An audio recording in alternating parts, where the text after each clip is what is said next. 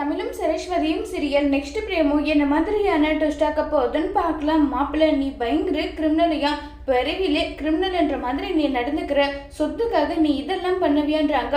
மாமா எல்லாமே நம்ம நல்லத்துக்காக தான், அது புரியுது, நான் இல்லை நல்லா சொல்லலை, அதுக்காக இந்த எக்ஸ்ட்ரீம் வரைக்கும் நீ போவியான்னு நான் நினைச்சு கூட பார்க்கல. எனக்கே ரொம்பவே ஷாக்கிங்கா இருக்கு நீ பண்ண வேலை. அந்த பொண்ணு செத்து போயிட்டுதான் சரஸ்வதியை ஜெயில தள்ளிட்ட, இப்ப இந்த பொண்ணு உயிரோடு இருக்கு. அதுக்கான காரணம் அவ அவளுடைய சொத்து முழுக்க உன்னுடைய பொறுப்பு உன்னுடைய கையில வரணுன்றதுக்காக. ஆனா நீ வேற லெவல் கிரிமினலியான்றாங்க. இதுக்குதான் உங்ககிட்ட நான் சொல்ல மாட்டேன்னு சொன்னேன்றாங்க. நான் போய் யாருக்கு மாப்பிள்ள சொல்ல போறேன்? அங்க பாரு, எனக்கு இப்ப வர வர உன்னை பார்க்கும்போது பயங்கர பயமா இருக்கு. என்ன சொல்றீங்க? அப்படி என்ன பயமா இருக்குன்னு சொல்லிட்டு கேக்குறாங்க.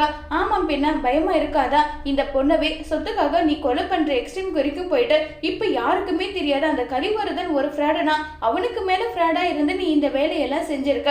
ஒருவேளை நான் மட்டும் உனக்கு எதிராக செயல்பட்டா அப்புறம் என்னோட கதி என்ன? அதை தான் நினைச்சு பார்த்தா பயமா இருக்கு மாப்பிள்ள. இங்க பாரு மக்களம், தெரிஞ்சோ தெரியாமலோ ஏதாவது நான் ஒரு தப்பு பண்ணியிருந்தா கூட தயவு செஞ்சு மன்னிச்சிடியான்றாங்க. இங்க பாரு மாமா, இவளுக்கு நான் கூட மயக்க மருந்து உனக்கெல்லாம் பாய்சன் வச்சு கொண்டுடுவேன், ஞாபகம் இருக்கட்டும். நான் இந்த விஷயத்த உன்கிட்ட சொல்றேன்னா உன் மேல எனக்கு சுத்தமா நம்பிக்கை இல்லை. அதுக்காக இந்த விஷயத்த போயிட்டு நீ யாருக்காவது ஒருத்தருக்கு மூச்சு விட்டினா அடுத்த நிமிஷம் உன்னுடைய நிலைமையை நீ நினைச்சு பார்த்துக்கோன்னு சொல்லிட்டு மிரட்டிட்டு இருக்காங்க. இதை கேட்டு பயங்கரமா ஃபீல் பண்ணிட்டு இருக்காங்க பரமுவால உண்மை தெரிய தமிழ் சரஸ்வதியை வெளியே எடுப்பாங்களா இல்லையங்கிறத வரப்போற எபிசோட்ல வெயிட் பண்ணி பார்க்கலாம். தேங்க்யூ.